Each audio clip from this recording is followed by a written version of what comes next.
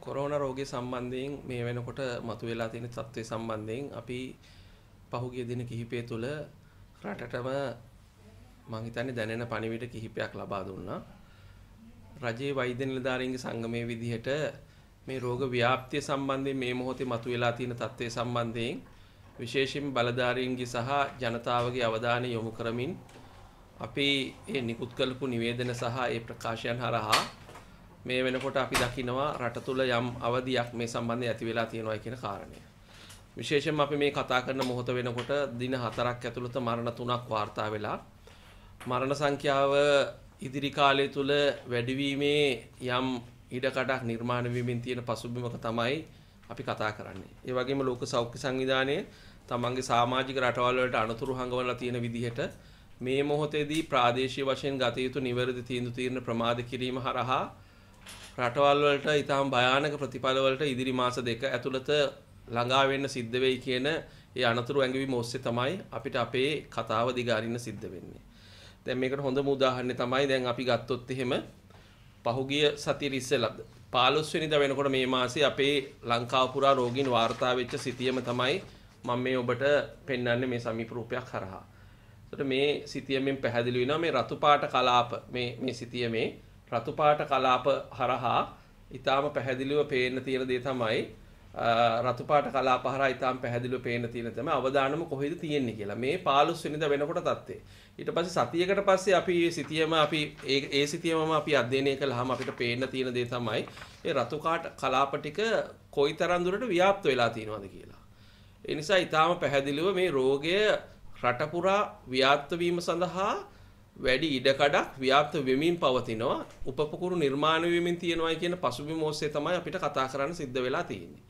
මේක යම් අනතුරුදායක තත්ත්වයක්. මම දැක්ක ඊයේ දවස් තුල බිම්මට්ටමේ මේ රෝග ආවේක්ෂණ කටයුතු වල ප්‍රධාන වශයෙන්ම නිරත වෙලා ඉන්න මහජන සෞඛ්‍ය පරීක්ෂක මහතුරුන්ගේ වෘත්තීය සමිතිය ප්‍රකාශයක් නිකුත් කරලා තිබුණා. සමහර ප්‍රදේශවල තමන්ගේ පාලනයෙන් ගිලිහෙමින් යනවා කියලා මේ රෝග පාලනය. මේක ඊටාම් භයානක තත්ත්වයක්. දැන් උදාහරණ විදිහට අපි යම් අවස්ථාවලදී ඩෙන්ගු වලදීත් අපි මේක දැක්කා. අසාමාන්‍ය ඉහළ රෝගීන් සංඛ්‍යාවක් ආවහම මේ අපේ සෞඛ්‍ය පද්ධතියේ පාලනයෙන් මේක ගිලිහෙනවයි කියන කාරණේ. ඒ වගේම අපි දැක්කා ඊයේ දවස් තුල රෝගීන් මං හිතන්නේ 541ක් වගේ ප්‍රමාණයක් වාර්තා වෙලා තියෙනවා. මේ රෝගීන් 541 දෙනාගෙන් ඊටාම සීමිත ගාණක් තමයි දැන් උදාහරණෙදි 42ක් වගේ තමයි නිරෝධායන මධ්‍යස්ථාන ඇතුලෙන් වාර්තා වුනේ. ඊටු 499ම සමාජයෙන් තමයි වාර්තා වුනේ. එතකොට ඊටාම පැහැදිලිව මේ සමාජයෙන් වාර්තා වෙච්ච මේ රෝගීන් සංඛ්‍යාව දිහා බැලුවාම සමාජයේ වාර්තා වෙන රෝගීන් ගණන දවස ගානේ වැඩි වෙන ස්වභාවය තමයි අපිට පේන්න තියෙන්නේ. මේක මේ අපේ වර්තමාන තත්ත්වයේ සම්බන්ධයෙන් බැරෑරුම් ප්‍රකාශනයක් විදිහට අපි දකිනවා. ඒ වගේම දැන් අපි ලෝකයේ අනිත් රටවල් වලත් මේ විදිහට අලුතෙන් රෝගී පොකුරු නිර්මාණය වීමේ ස්වභාවයක් දකිනවා. ඉතින් ඒ අවස්ථාවලදී මේ රටවල් ක්‍රියා කරන විදිහත් අපි දකිනවා. ඒ නිසා විශේෂයෙන්ම මේ පවතින තත්ත්වය කළමනාකරණය කර ගැනීම සඳහා අපිට රටක් විදිහට ගත යුතු මේ මොහොතේ ක්‍රියාමාර්ග ගණනාවක් පිළිබඳව අපි කතා කළා. ඒකේ ප්‍රධාන එකක් තමයි PCR පරීක්ෂණ ධාරිතාව වැඩි කරන එක. මම දැක්ක ඊයේ සෞඛ්‍ය අමාත්‍යාංශයේ මේ සම්බන්ධයෙන් මේ රසායනාගාර සම්බන්ධයෙන් නියෝජ්‍ය අධ්‍යක්ෂක ජෙනරාල්වරයා ප්‍රකාශයක් නිකුත් කරනවා. මේ වෙනකොට අපි PCR වල උපරිම ධාරිතාවට ඇවිල්ලා තියෙනවායි කියන කාරණේ. ඒතර උපරිම ධාරිතාව අපිට පේන විදිහට 8000ක් වගේ ගාණක් තමයි උපරිම ධාරිතාව. ඒතර උපරිම ධාරිතාව තව වැඩි කරගන්න විදිහ අපි අනිවාර්යයෙන්ම හොයලා බලන්න ඕන. මේ 8-10 ධාරිතාවේ තියාගෙන අපිට මේ ගමන යන්න පුළුවන් කියලා අපි විශ්වාස කරන්නේ නැහැ. ඒතර උපරිම ධාරිතාවට ආවා එතනින් පස්සේ අපිට කරන්න දෙයක් නැහැ වගේ ප්‍රකාශයක් නිකුත් කිරීම මං හිතන්නේ සෞඛ්‍ය අමාත්‍යාංශයට සෑහෙන්නේ නැහැ. එහෙම නැත්නම් ඒ සෞඛ්‍ය අමාත්‍යාංශයට ගැලපෙන්නේ නැහැ. ඒ ධාරිතාව වැඩි කර ගැනීමේ ක්‍රමවේද තමයි මං හිතන්නේ සෞඛ්‍ය අමාත්‍යාංශය යෝජනා කරන්න ඕනේ. ඒ හින්දා එතනින් එහාට මං හිතන්නේ එතුමා කිව්වා මේ වෙනකොට ලෝකේ දියුණු කරලා තියෙන රැපිඩ් ඇන්ටිජන් ටෙස්ට් එක. ඒ කියන්නේ මීට වඩා PCR පරීක්ෂණයට වඩා ලාභදායි ක්ෂණිකව ප්‍රතිඵල ලබා ගන්න පුළුවන් ඒ පරීක්ෂණ ක්‍රමවේදය හඳුන්වලා දෙන්න යනවා කියලා. ඒක හොඳයි. නමුත් අපි කියන්නේ මේ සියල්ල තාක්ෂණිකව ඇගීමට ලක් කරන්න. මීට කලින් අපි යෝජනා කළා විකල්ප අඳුන ගන්න කියලා. මේ කියන්නේ PCR කරන ගමන් විකල්ප අඳුන ගන්න කියලා. එතකොට මේ රැපිඩ් ඇන්ටිජන් ටෙස්ට් එක කියන්නේත් අපි ඒ විදිහට කතා කරපු විකල්පයක්.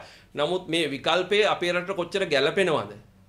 මේ විකල්පයේ සාර්ථකත්වය කොච්චරද? මේ කියන්නේ මේකේ සෙන්සිටිවිටි එක. එහෙම නැත්නම් මේකෙන් 100ක් කළාම කී දෙනෙක් ඇත්තටම පොසිටිව් වෙනවද? මේකේ වැරදි ප්‍රතිඵල කොච්චර එන්න පුළුවන්ද?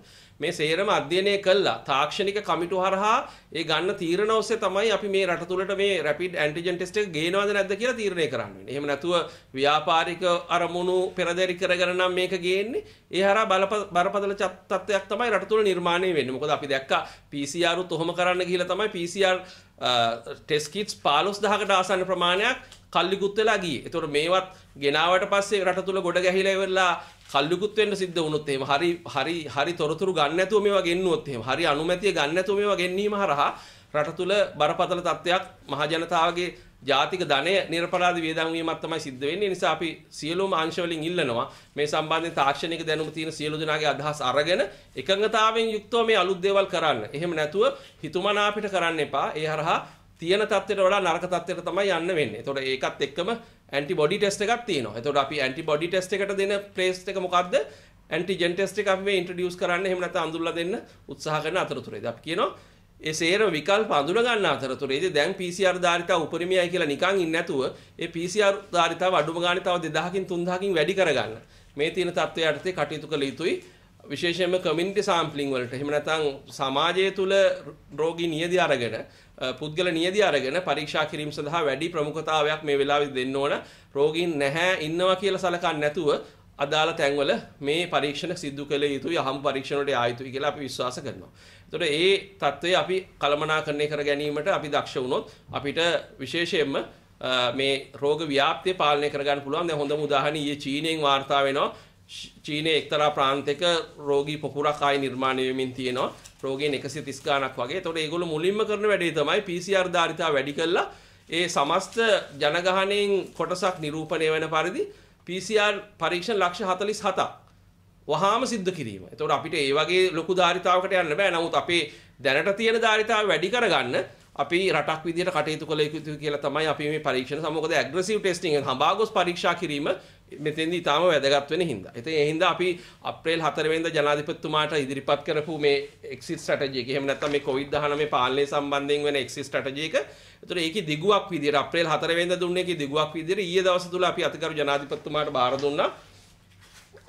COVID-19 exit strategy Sri Lanka reinforcement මේ ඔක්තෝබර් මාසේ අපේ version එක මේක ඇතුලේ අපි ශ්‍රේෂ්ඨ 4ක් ඔස්සේ කාරණා ගණනාවක් මේ මොහොතේදී බැරෑනුම සැලකිය යුතු කාරණා ගණනාවක් අපි කතා කරලා තියෙනවා. පළවෙනි එක තමයි රෝග ආවේක්ෂණය. එතෙන්දී contact tracing එහෙම නැත්නම් ස්පර්ශකයන් හොයන එක, PCR පරීක්ෂණ කරලා රෝගීන් හොයාගෙන යන එක, හඹාගොස් රෝගීන් පරීක්ෂා කිරීම, ඒ සියල්ල සම්බන්ධයෙන් විස්තරාත්මක යෝජනා තියෙනවා. දෙවෙනිට අපි යෝජනා කළා quarantine process එක. එහෙම නැත්නම් මේ නිරෝධායන පිළිවෙත සම්බන්ධයෙන් සමාලෝචනයක් කරන්න කියලා දැන් ඒක සිද්ධ වෙමින් යනවා. ඒ අනුව ඊයේ දවස් තුලම ජනාධිපතිතුමා නියෝග කළා මේ මෙච්චර දවසක් අර මධ්‍යස්ථාන වලට ගිහිල්ලා නිරෝධායනය කිරීමේ පිළිවෙත සම්බන්ධයෙන් යම් වෙනසක් ඇති කළා.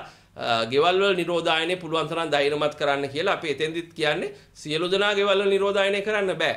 අපි විශේෂයෙන් රජයේ වෛද්‍යාරික සංගම විදියට ගෙවල් වල නිරෝධායනය කළ හැක්කේ කාවද? අනිවාර්යයෙන්ම ආයතනයක් ඇතුළේ නිරෝධායනය කළ යුත්තේ කවුද කියලා යෝජනා අපි ඉදිරිපත් කරලා තියෙනවා.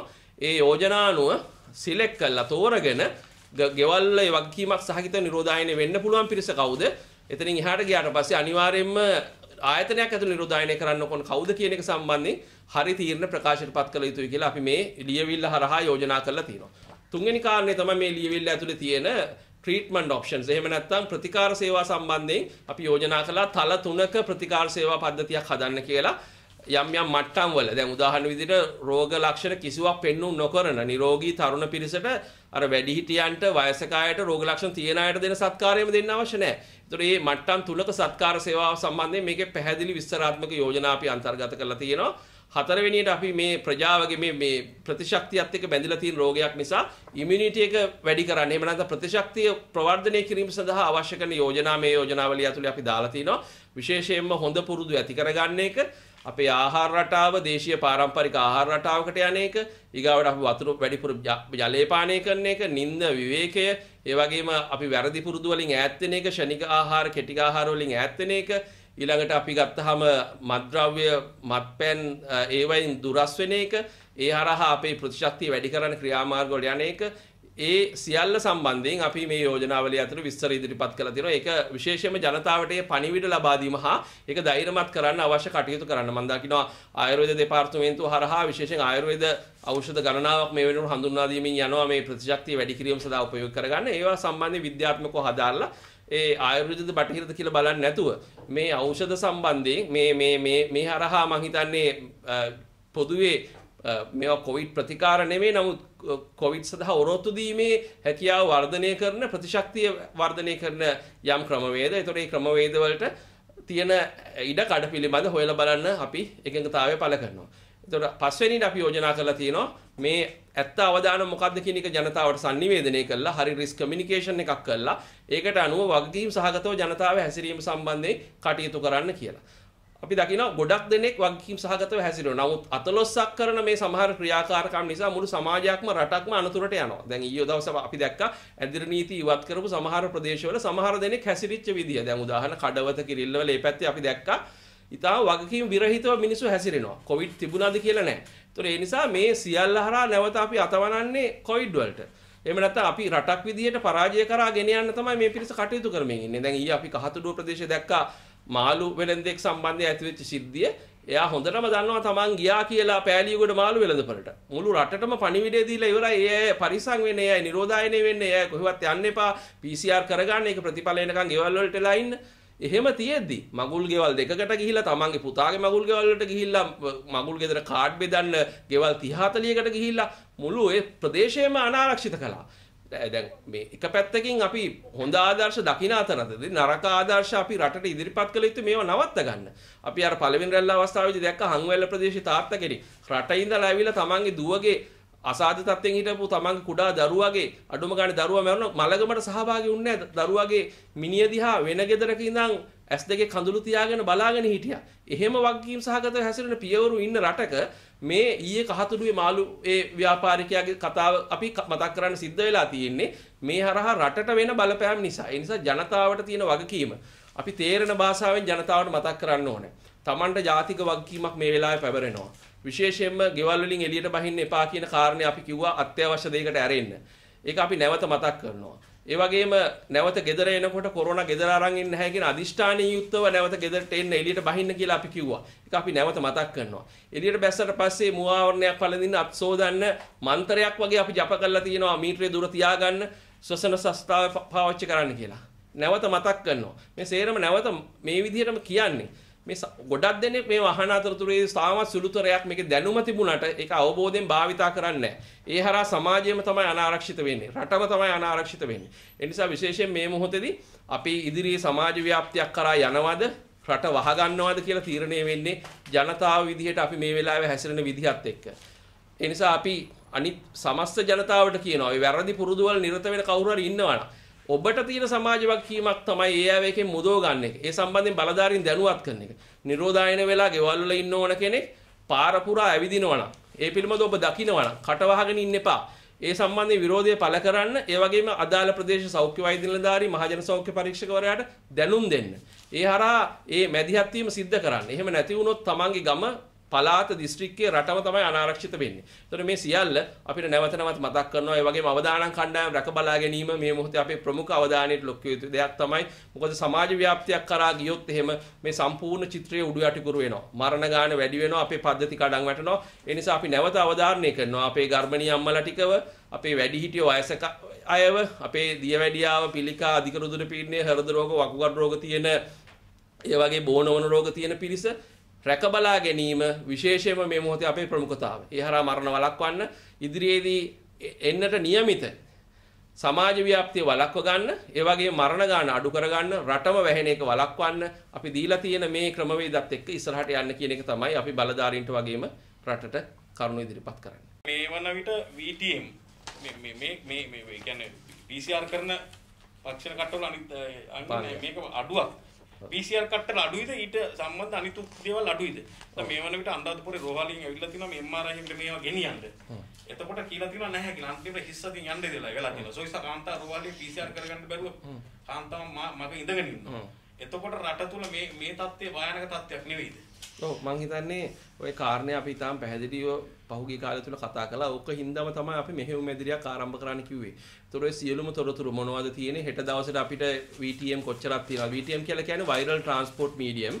viral transport medium කියලා කියන්නේ අපි දැන් සොබ් එක ගත්තට පස්සේ දැන් අපි ශේෂ්ත්‍රයේ ඉන්න කෙනෙක්ගේ නහයෙන් උගුරෙන් ඒ පටල ගත්ත ජෛව සාම්පල් ගත්තට පස්සේ ඒ ජෛව සාම්පලේ බහාලලා ඒ බහැලුම තමයි ටෙස්ට් ටියුබ් එකක් වගේ ඒ හරහා ඒක බහලා තමයි අපි එන්නේ ලැබ් එකට එවන්නේ. ඒතකොට අතරතුරේදී ඒක ප්‍රවාහනය කරන මාධ්‍ය තමයි ඔය VTM කියලා කියන්නේ. එතකොට දැන් VTM වල ලොකු හිඟයක් ඇති වෙනවා කියන්නේ අනිවාර්යයෙන් PCR කරන ප්‍රමාණය අඩු කරන්න වෙනවා. ඒ හින්දා අපි පහුගිය කාලය ඇතුළත දිගටම කියපු දෙයක් අපි දන්න විදිහට VTM යම් ප්‍රමාණයක් රට ඇතුළේ නිෂ්පාදනය කළා. විශේෂයෙන්ම වෛද්‍ය පරීක්ෂණ ආයතනයේ තාක්ෂණික ශිල්පීන් ලොකු ප්‍රමාණයක් රට ඇතුළේ නිෂ්පාදනය කළා. ඒ අයට ඒකට ඒකට අවශ්‍ය කරන අමුද්‍රව්‍ය ලබා දීම රජයේ වගකීමක් වෙනවා. නමුත් යම් කිසි හේතුවක් හින්දා අපිට දැනගන්න ලැබිලා තියෙන ඒ ක්‍රියාවලිය යම් අඩුවීමක් මේ වෙනකොට සිද්ධ වෙලා තියෙනවා කියලා. ඒ වගේම මම හිතන්නේ අපි පහුගිය කාලය තුල අපේ ධාරිතාවත් ඉක්මවලා සමහර තැන්වල PCR පරීක්ෂණ කළා. ඒ හේතුව හින්දා VTM වල අඩුවක් දකින්න පුළුවන් වෙන්න පුළුවන්. ඒ හින්දා තමයි මම හිතන්නේ රසායනාගාර පිළිබඳ නියෝජ්‍ය අධ්‍යක්ෂ ජෙනරාල්වරයා අපේ ධාරිතාවට ඇවිල්ලා තියෙනවා. තව වැඩි කරන්න තියෙන අපහසුකම් ගැන කිව්වේ. ඒ හින්දා තමයි අපි කිව්වේ එතනින් නතර වෙන්නේ නැතුව ඒකට විකල්ප හොයාගෙන ඉස්සරහට යන්න. එහෙම නැතුව අපි PCR මෙච්චරයි අපිට කරන්න පුළුවන් කියලා ඒ ස්ටේට්මන්ට් එක දීලා නිකන් ඉන්න නෙමෙයි නියෝජ්‍ය අධ්‍යක්ෂක ජෙනරාල්වරයෙක්ව අපි මහ ජනතාවගේ මුදලින් පඩි දීලා එතන තියාගෙන ඉන්නේ. ඒ නිසා විකල්ප අඳුනගෙන ඉස්සරහට යන්න. ඒ වගේම විශේෂයෙන්ම අපි යෝජනා කරනවා මේ රට තුල මේවා නිෂ්පාදනය කරලා අපි බාහිරින් යැපෙන්නේ නැතුව රට ඇතුලේ මේවා නිෂ්පාදනය කරන්න තියෙන හැකියාව හොයලා බලන්න කියලා. ඒ හරහා මේ තියෙන ප්‍රශ්න විසඳ ගන්න ඔබ කියන පරිදි මනුරාදපුරයට එහෙම හැරලා යන්න උනා නම් ඒක ඊටාම අවාසනාවන්ත තත්ත්වයක්. එච්චර දුර ගෙවාගෙන ඇවිල්ලා VTM නැතුව යන්න උනා නම් ඒ වගේම ඔබ කියන පරිදි කාසල් වීදියේ කාන්තාරෝහල එහෙම ඉදිරිපිට අම්මලට PCR එක කරගන්න නැතුව වාඩි වෙලා ඉන්න වෙලා තියෙනවා නම් ඒක අවාසනාවන්ත තත්ත්වයක්. තාම අපිට එහෙම පැමිණිලි ඇවිල්ලා නැහැ. නමුත් ඔබ ජනමාධ්‍යවේදියෙක් විදිහට නිරීක්ෂණය කරන දේ තමයි ඔබ අහන්නේ. ඒ තත්ත්වය මම හිතන්නේ විශේෂයෙන් බලධාරීන්ගේ අවධානයට යොමු විය යුතුයි. මේ තත්ත්වය වෙනස් කරන්න VTM වගේම අනිකුත් මම හිතන්නේ එතනින් එක්ස්ට්‍රැක්ෂන් කිට්ස් ඕන වෙනවා, ටෙස්ට් කිට්ස් ඕන වෙනවා. ඒ සියල්ල සම්බන්ධයෙන් මේ සීමාකාරී තත්ත්වයන් කළමනාකරණය කරගෙන ඉස්සරහට යන්නේක අපිට මේ වෙලාවේ තියෙන අභියෝගාත්මක වගකීමක්.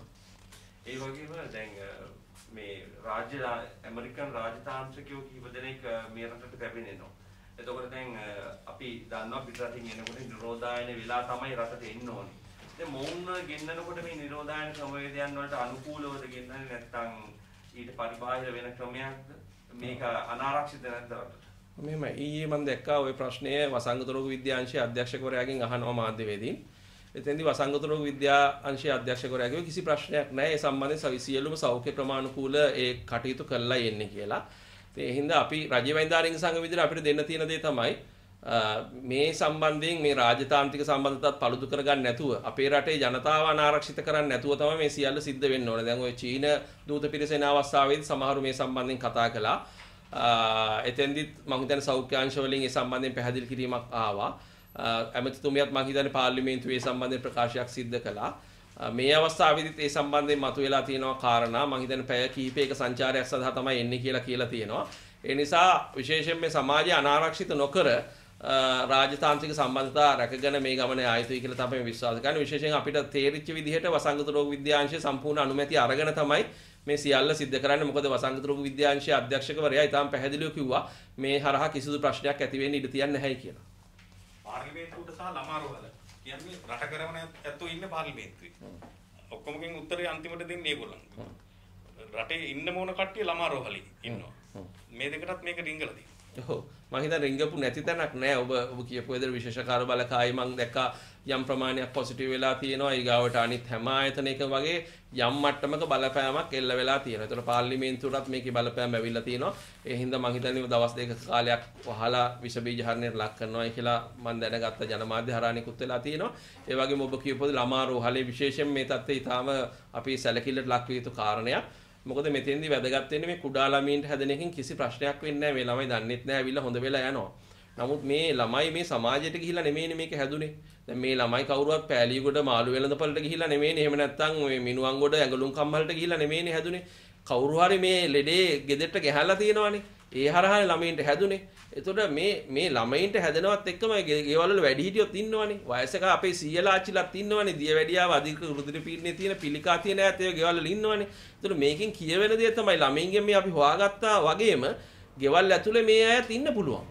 ඒ හින්දා තමයි අපි අර කමියුනිටි සෑම්පලින් වැඩි කරන්න කියන්නේ. මොකද ගේ ඇතුලේ කෙනෙක් අර මොනවා හරි කරදරයක් වෙලා සංකූලතාවක් එනකන් අපිට බලාගෙන ඉන්න බෑ. මරණයක් වෙනකන් බලාගෙන ඉන්න බෑ. හුස්ම ගැනීමේ අපහසුතාවය එනකන් බලාගෙන ඉන්න බෑ. ඒ නිසා මේ පිරිස අල්ලගන්න මේ අපි අනිවාර්යයෙන්ම අර මේ රැන්ඩම් සෑම්පල් සර්විස් වලට යා යුතුයි. මේ ළමයින් හරහා කියවෙන කතන්දරේ තමයි මේ නිවාස ඇතුළට මේක ගිහිල්ලයි කියන එක. එතකොට ඒක මිනුවන්ගොඩ පොකුරෙන්ද, ඊගාවට පෑලියගොඩ පොකුරෙන්ද, එහෙම නැත්නම් ඩොක් යාඩ් එකේ පොකුරෙන්ද අපිට දන්නේ නැහැ. නමුත් කොහොම හරි මේ සිද්ධ වෙලා තියෙන දේ තමයි දෙමාපියන්ට වගේම දරුවන්ටත් මේක ඇතුළට ගිහිල්ලා තියෙනවා. දරුවෝ සමාජයට ගිහිල්ලා නෙමෙයි මේක වෙලා තියෙන්නේ, වෛරසය ගෙදරට ඇවිල්ලා. එතකොට ඒ හරහා වෙනවා අර අපිට අර වැඩිහිටියෝ ගැන නැවත හිතන්න. මොකද මේ මරණයටපත් වෙන්න වැඩි ඉඩක් තියෙන්නේ වයසක අය සහ ඒ බෝනවන රෝග වලින් පෙළෙන අය. එතකොට ඒ අයට තියෙන තර්ජනය කියාපාන කැඩපතක් වෙලා තියෙනවා දරුවන්ට ඇවිල්ලා තියෙන මේ වෛරසය. ඉතින් ඒ හින්දා විශේෂයෙන් බැරෑරුම්ම මේ තත්ත්වය කළමනාකරණය කරගන්න ඕන. විශේෂයෙන්ම ළමා රෝහලේ තත්ත්වය මම හිතන්නේ අපි හැමෝගෙම අවධානයට ලක් කරන්න ඕන. ලංකාවේ තියෙන ප්‍රධානම ජාතික රෝහල ළමා රෝග සම්බන්ධයෙන්. ඒතර ඒ රෝහල ඇතුලේ මේක ව්‍යාප්ත නොවීම සඳහා මේ වෙනකොට මම හිතන්නේ රෝහල් බලධාරීන් අවශ්‍ය ක්‍රියාමාර්ග අරන් තියෙන ඒ ප්‍රදේශ හුදකලා කරලා ඒ හරහා අපිට ළමා රෝහල තුල රෝග ව්‍යාප්ත වීම පාලනය කරගන්න පුළුවන් කියලා අපි විශ්වාස කරනවා. අවසාන වශයෙන් අහන්නේ තත්ත්වය භයානකයි බරපතලයි කියන එක ඔබ ඒකෙන් බැහැර වෙන්න පුළුවන්ද වෛද්‍යවරයෙක් හැටියට? මම හිතන්නේ අපි දිගටම කිව්වා ඒකෙන් බැහැර වෙන්න අපි කාටවත් බෑ. තත්ත්වය භයානකයි බරපතලයි. ඒ වගේම ඊයේ මහජන සෞඛ්‍ය පරීක්ෂක මහතුරුන්ගේ සමිතියේ මොකද ඒගොල්ලෝ තමයි මෙතෙන්දී බිම්මට්ටමේ සෞඛ්‍ය වෛද්‍ය නිලධාරීන්ට උදව් කරමින් සෞඛ්‍ය වෛද්‍ය නිලධාරීන්ගේ මඟ පෙන්වීම අධීක්ෂණය යටතේ මේ පාලන කටයුතු වලදී තාක්ෂණිකව ඉන්න නිලධාරීන් පිරිස මහජන ඒ අයට කියන්න සිද්ධ වුණා නම් සමහර ප්‍රදේශවල විශේෂයෙන් මහනගර සභා සීමාව ඇතුළේ කොළඹ මහනගර සභා සීමාව ඇතුළේ සහ බස්නාහිර පළාත් සමහර ප්‍රදේශවල අපේ පාලනයෙන් ගිලිහි යනවා කියලා ප්‍රකාශයක් නිකුත් කරන්න තරම් මහජන පරීක්ෂක මහතුරුන්ට සිද්ධ වුණා කියන්නේ තත්ත්වය බරපතලයි භයානකයි තමයි. ඒකට උත්තරයක් දෙන්න මොකද්ද ඔබ දන්නේ? තාම පැහැදිලිව අපි PCR පරීක්ෂණ හැරුණාම අනිවාර්යයෙන්ම අපි යෝජනා කරන්නේ තෝරාගත් ප්‍රදේශවල හෝ සංචරණ සීමා පැනවෙන්න ඕනයි කියන එක. උදාහරණ විදිහට අපි අපේ යෝජනාවලිය ඇතුලේ මේ දුන්න යෝජනාව ඇතුලේ අපි සෝනල් ප්‍රෙස්ක්‍රිප්ෂන් එකක් දීලා තියෙනවා. ඒ කියන්නේ ප්‍රදේශ සම්බන්ධයෙන් වට්ටෝරුවක් දීලා තියෙනවා. ඊගාවට ඉන්ඩිවිජුවල් ප්‍රෙස්ක්‍රිප්ෂන් එකක් දීලා තියෙනවා. ඒ කියන්නේ පුද්ගලයන් සම්බන්ධයෙන් වට්ටෝරුවක් දීලා තියෙනවා. මේ දෙක ඇතුලේ අපි පැහැදිලිව කියලා තියෙනවා ප්‍රදේශ සම්බන්ධයෙන් ප්‍රදේශ හුදකලා කිරීම මේ මොලාවේ අනිවාර්යයෙන්ම සිදු කළ යුතු දෙයක්. ඒක ප්‍රදේශ මොනවද කියලා සිලෙක්ට් කරලා කරන්න ඕනේ. හැමතැනම නෙමෙයි. රටක් වහන්න කියන එක නෙමෙයි මේකෙන් අදහස් කරන්නේ. ඊළඟට අපි බෝඩර් ක්‍රොසින් සම්බන්ධයෙන් කියන්නේ සීමා හරහා ගමන් කිරීම සම්බන්ධයෙන් මාර්ගෝපදේශ දීලා තියෙනවා. එතකොට කවුද මේ බෝඩර්ස් හරහා ගමන් කරන්නේ? කාටද ඉඩ දිය යුත්තේ? කාටද ඉඩ නොදිය යුත්තේ? ඊටාම් පැහැදිලි. දැන් මේ බෝඩ එකක් හරහා ගමන් කළයි කියලාම එහෙම නැත්නම් ප්‍රදේශයකට ගියයි කියලාම අපිට ලෙඩේ හැදෙන්නේ නැහැ නේ. දැන් හොඳම උදාහරණේ IDH රෝහලට ලංකාවේ හැමතැනින්ම ලෙඩ්ඩු අරන් එනවා ඇම්බියුලන්ස් වල. කවුරුත් ඒ ඇම්බියුලන්ස් ඩ්‍රයිවර් කෙනෙකුට කොවිඩ් හැදුන්නේ නැහැ නේ මේ දක්වා මේ මාස 7-8 ඇතුළතම. ඒ අවශ්‍ය ක්‍රියාමාර්ග පරිසම් වෙන්න අවශ්‍ය කරන මූලික සෞඛ්‍ය පුරුදු අනුගමනය කරන හින්දා. එතකොට මේ ඒ පුරුදු අනුගමනය කරමින් තෝරාගත්ත පිරිසකට විශේෂයෙන්ම අපේ සැපයුම් ජාලය පවත්වාගෙන යන්න ආර්ථිකය ඉස්සරහට ගෙනියන්න ඒ පිරිසට අපිට ඉඩ දෙන්න පුළුවන් මේ දිස්ත්‍රික් මායිම් හරහා ගමන් කරන්න. නමුත් අර පොදුවේ සියලු දෙනාටම ඉඩ දීම හරහා සමස්ත රටම අනාරක්ෂිත වෙනවා කියන එක තමයි අපි යෝජනා කරලා තියෙන්නේ. ඒ අනුව රට වැහෙන්නේ නැති වෙන්න සමාජ ව්‍යාප්තියක් වෙන එක වළක්වන්න මේ මොහොතේ කළ යුතුම දෙයක් තමයි සෝනල් ප්‍රෙස්ක්‍රිප්ෂන් එක සහ ඉන්ඩිවිජුවල් ප්‍රෙස්ක්‍රිප්ෂන් එක හරියට පාවිච්චි කරන එක. එතෙන්දී සෝනල් ප්‍රෙස්ක්‍රිප්ෂන් එක විදිහට අපි යෝජනා කරලා තියෙන්නේ ප්‍රදේශ හුදකලා කිරීම සම්බන්ධයෙන් වඩා විද්‍යාත්මක විදිහට ඒක කරන්න කියන කාරණේ. ඒ වගේම ටයිමින් ඉතාල වැදගත් වෙනවා. මේ අද කරන්න ඕන දේ තව ලබන සතිය කළොත් එහෙම අර ඒ මට්ටමින් අපිට රෝගේ පාලනය කරගන්න බැරි වෙනවා. ඊළඟ ස්ටෙප් එකට යන්න වෙනවා. ඒ නිසා නියමිත කාල සීමාව තුළ මේක කරන්න කියන එක, නියම වේලාවට කරන්න කියන එක, ඒ වගේම මේ දිස්ත්‍රික් මායිම් හරහා ගමන් කිරීම සම්බන්ධයෙන් යම් සීමා පැනවීමක් සිද්ධ විය යුතුයි කියන කාරණේ අපි අවධාරණය කරලා තියෙනවා. පුල් කරන බවක් තියෙනවා. ඒ නිසා හැදුන කෙනෙක් ඒක පෙන්වන්නේ නැතුව ඉන්න උත්සාහ කරනවා. රෝගය ඉස්මතු වෙනකම් ඉන්නවා. ඉතින් මේ කොවිඩ් කියන එක සම්බන්ධයෙන් සමාජ මතය අපිට තව කාලයකට මේක තියෙන නිසා මේ සමාජ මතය වෙනස් කිරීමට ඔබ ගෙනෙන මේ යෝජනාව සහ ක්‍රියාව. මම හිතන්නේ මේක අලුත් ලෙඩක්. දැන් අපිට මේ අලුත් ලෙඩක් ආවහම ඒ රෝගය සම්බන්ධයෙන් මේ හරිතොරතුරු මහ ජනතාවට sannivedanaya වෙන එකත් එක්කම තමයි අර මිනිස්සුන්ට මේ සම්බන්ධයෙන් තමන්ගේ හැසිරීමේදී වෙනස්කම් දක්වන්න වෙන්නේ. ඒතර තාමත් ඔබ කියන සමහර තැන්වල හැමතැනම නෙමෙයි දැන් ඒක ඒ පිළිබඳව යම් අවබෝධයෙන් කටයුතු කරන සමාජයක් අපිට තියෙනවා. නමුත් ඔබ සමහර තැන්වල ඔබ කියන පරිදි මේ ලෙඩේ හංග ගන්න ඒ උත්සාහ කිරීමක් සිද්ධ වෙනවා. ඒ නිසා අපි මේ මොහොතේදී මතක් කරන දේ තමයි අවදානම් හරියට sannivedanaya කිරීම ඉතා වැදගත් වෙනවා. මේ ආරම්භක අවස්ථාවේදී වගේම මේ මෑතක් වෙනකන් අපි දැකපු දේ තමයි ගොඩක් දෙනෙක් හිතුවා මේක එච්චර ගණන් ගන්න ඕනේ නැහැනේ, හැදිලා හොඳ වෙලා යනවා, මැරෙන්නෙත් නැහැනේ කියලා. නමුත් ලෝකේ අනිත් රටවල් වල තියෙන අත්දැකීම් වගේම අපේ රටේ දැන් ඇති වෙමින් තියෙන තත්ත්වය ගත්තාම අපිට ඉතාම පැහැදිලි මේ තත්ත්වයේ වෙනසක් ඇති වෙමින් තියෙනවා. ඒ කියන්නේ මුලින් තිබිච්ච වෛරස් එකට වඩා දැන් වෛරස් එකේ මොනවා හරි වෙනසක් වෙලා තියෙනවා. ඒ අනුව ව්‍යාප්තිය මෙච්චර වැඩි වෙන්න දැන් එකපාරටම දවස් 4ක් ඇතුළත මරණ 3ක් වෙන්න, ඉදිරියේදී මරණ වැඩි වෙන්න වැඩි ඉඩකඩක් තියෙන්න මේවා හේතු වෙන්න පුළුවන්. ඒ නිසා විශේෂයෙන්ම අපි යෝජනා කරන්නේ මේ සියල්ලම සැලකිල්ලට අරගෙන මේ අවබෝධයෙන් යුක්තව මේ දීලා තියෙන උපදෙස් ක්‍රියාත්මක කරන්න. ඒ වගේම කාටවත් බය වෙන්න, හංගන්න දෙයක් නැහැ, ලැජ්ජ වෙන්න දෙයක් නැහැ. කොවිඩ් දැන් මේ ඔබ කතා කරන ඔබවත් මමවත් දන්නේ නැහැනේ මගේ ඇඟ ඇතුලේ වෛරසය තියෙනවද කියලා. මේ එකක්වත් දැන් ඔබගේ රාජකාරී කරනකොට, ඔබගේ එදිනදා වැඩ කරනකොට ඔබට ආසාදිත වෙන්න පුළුවන්. ඒ ගන්න මට ආසාදිත වෙන්න පුළුවන්. නමුත් එහෙම නොවෙන්න නම් අපිට වගකීමක් තියෙනවා අපේ මූලික සෞඛ්‍ය ක්‍රමානුකූලව පිළිපදින එක. ඒතර ඒ විදිහට හරි පිළිපැද්දා නම් අපිට වළක්ව ගන්න පුළුවන්. නමුත් එහෙම එහෙම පිළිපැදලත් සමහර අවස්ථාවේදී රෝගේ වැළඳිච්ච අවස්ථා තියෙනවානේ. ඒ නිසා මේව හිතලා කරගන්න දෙයක් නෙමෙයි. ඒ නිසා කාටවත් ලැජ්ජ වෙන්න, බය වෙන්න දෙයක් නැහැ. පිළිකුලට ලක් වෙන්න දෙයක් නැහැ. ඒ පිරිස අපි හැමෝම රැක බලා ගන්න ඕනේ මේ කොවිඩ් ආසාදිත අය. ඒ නිසා ඉදිරිපත් වෙන්න විශේෂයෙන් තමන් ආසාදිතයෙක් කියලා සැකයක් තියෙනවා නම්, ස්පර්ශකයෙක් නම් තමන් ඒ වගේ කෙනෙක් එක්ක කරුණාකර ඉදිරිපත් වෙන්න. ඒක ඔබගේ පවුලට කරන සේවයක්, ඔබගේ ගමට කරන සේවයක්, ඔබගේ දිස්ත්‍රික්කයට, පළාතට, මුළු රටටම කරන සේවයක්. ඔබ හරි තොරතුරු ඉදිරිපත්